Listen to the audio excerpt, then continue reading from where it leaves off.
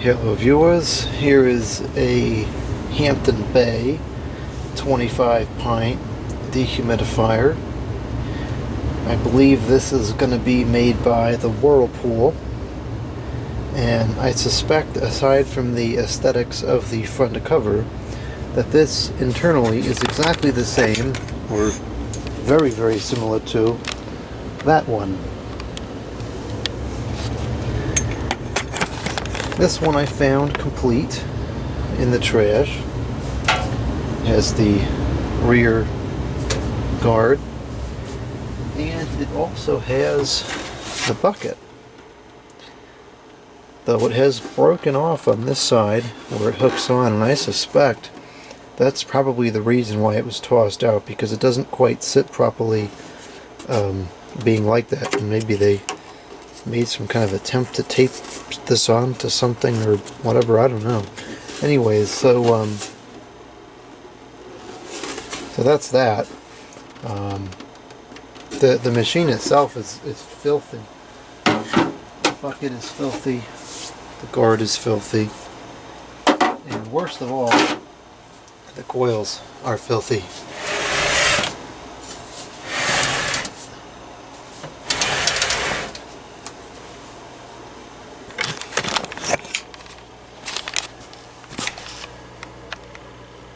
That is so very terrible.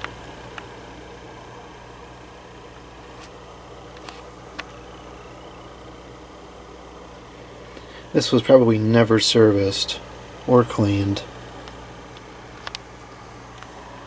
Here's the informations, and it is in fact made by the Whirlpool Corporation.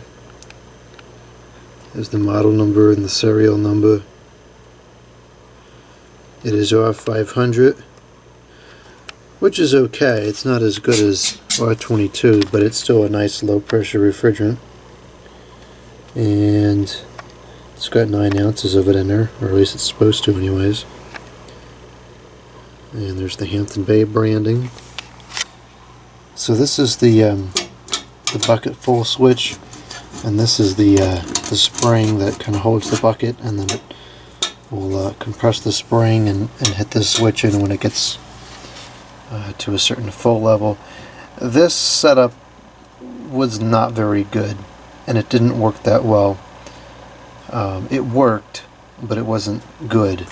So more likely than not, I probably will just disable that and figure out some other way to mount the bucket, because the bucket, those indentations sit on there like this.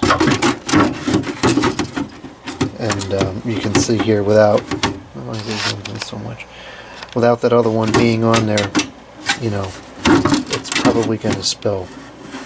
So now chances are I could take a block of wood and put it under here and support it, and it would work just fine. And that's probably what I'll do. And I'll just have to be mindful in a situation where this is being used regularly to not let the bucket overflow. So I suspect that this runs perfectly fine. It probably won't work very well given the condition of the coils, but I would expect that it runs just fine. You know, mechanically in the sense anyways. It clearly has a lot of hours on it, but it still does not have any molded plug disease to speak of. This plug is labeled FSP. So let's go ahead and plug this thing in. I don't think it has casters on it. No, it's got like plastic feet on it. That's why it's not sliding very well. The Sears one has casters. Oh, it's got casters on the front.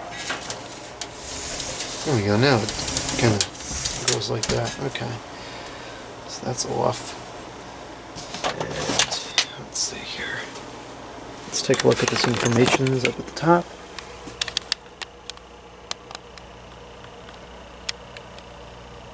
Okay, great. Now let's turn it on.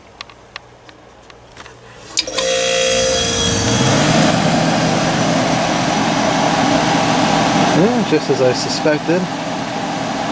Runs just fine. Heard the gas start flowing through it. And the compressor has a nice startup sound. A lot of these Hampton Bay branded ones did have a nice startup sound. Should be a reciprocating compressor in there. Certainly sounds like one.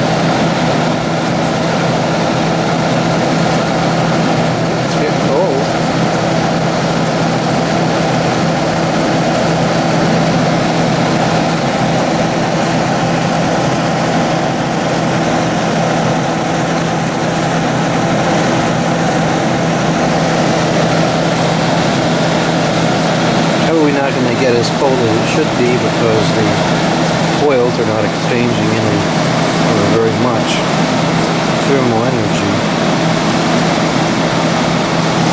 That's really close stuff.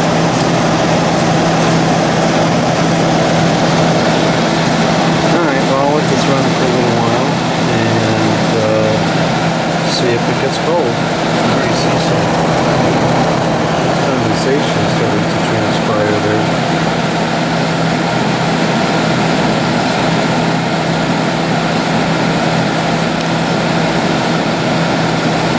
Okay, it's been going for a few minutes now, and it's working. How are we not even getting a good reading of the coil because there's no surface of the coil exposed, it's all just dirt.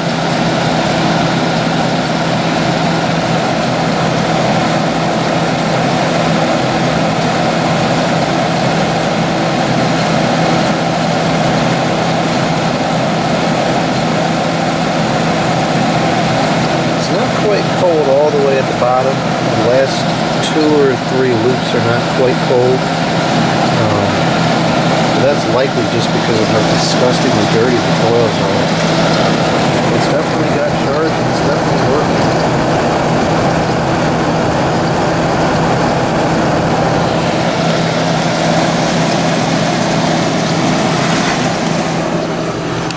It's a little warm out the front, not too much.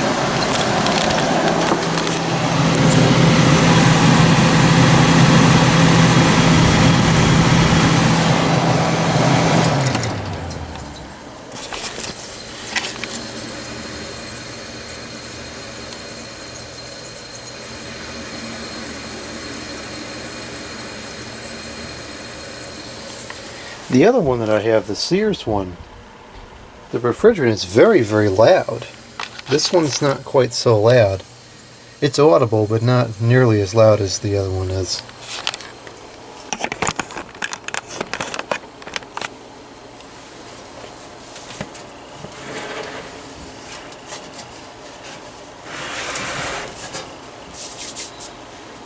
The head pressure's probably gone down enough. Let's see if we can get a good startup sound of that compressor. Nope, I was wrong. The head pressure is not going down enough. Okay, let's try again.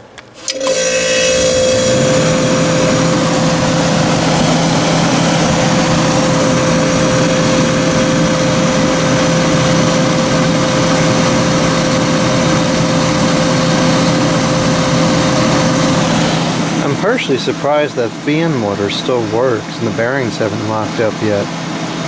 For the amount of hours this has on it, or that it appears to have on it, I would have thought the bearings would certainly be locked up by now. Okay, so that will conclude the test. It does work. Doesn't work very well, but it'd probably work a lot better if the coils were able to do their job. So this is going to be a big project, getting this thing cleaned up. It's really nasty, but I'll get it cleaned up and this will be a nice piece to have.